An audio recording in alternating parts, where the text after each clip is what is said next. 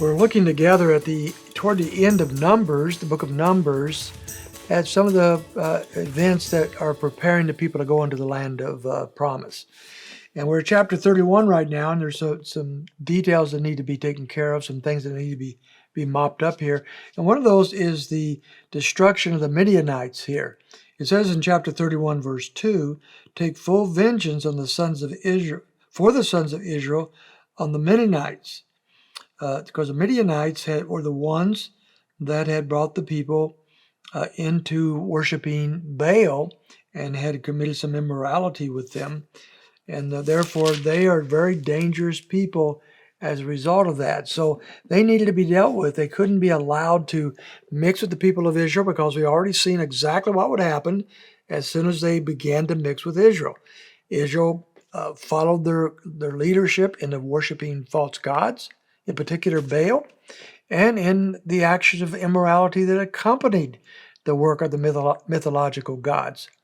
And so Midian has already proved himself unworthy and a tremendous danger for the people of Israel. So they needed to be dealt with, and that forcefully. This is a hard thing to read when we think from our Western modern sensibilities.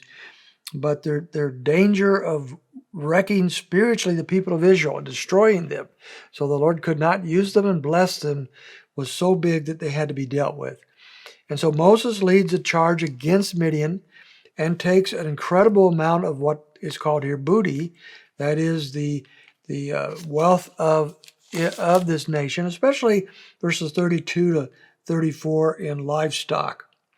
And they are going to be able to enrich themselves a great deal through this livestock. And so the battle goes on. Interesting too, verse 49, when they took a good look, not one of their soldiers, not one, verse 49, is missing. This is a miraculous victory by the Lord for the people of Israel.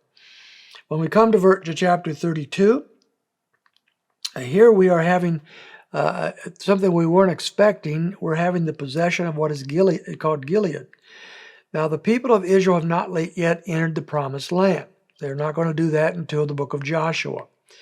But they're on the east side of the Jordan River, and they have defeated these nations that are over there, including the Midianites and some others. And then two of the tribes, in particular, Reuben and Gad, verse 1 of chapter 32, take a look around, and they say, this is wonderful property.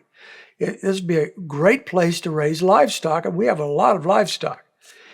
And so they go to Moses, and they say, verse 5 and 6, we would like to have access to this property. We'd like our allotment of the promised land to be here on the east side of the Jordan and not go into the west side.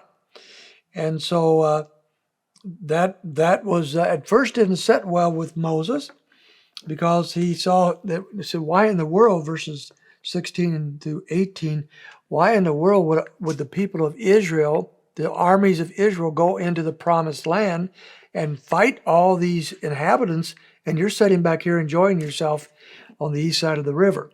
But they said, no, we'll not do that. It says in verse 17, we ourselves will be armed and ready to go before the sons of Israel.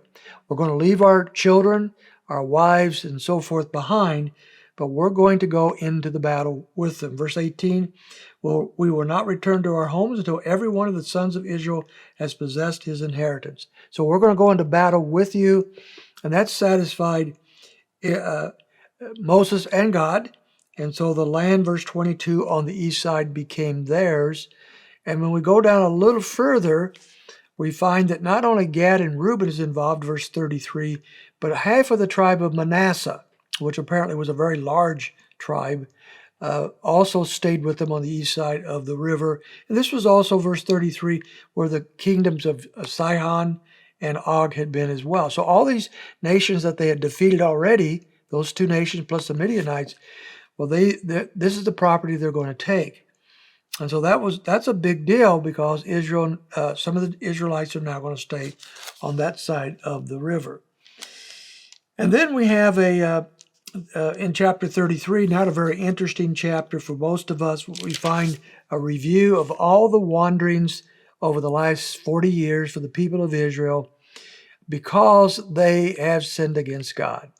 And so as one of the things you would note as you go from place to place to place to place in this chapter is that none of this was necessary. Had they followed the Lord, had they obeyed God, the Lord would have taken them directly into the land of promise. But because they did not, they had all these wanderings about. What a sad picture we have here of them. We do find once again verses 38 to 39, once again the picture of Aaron and his death at 123 years of age, and he died. So that's another rendition of that.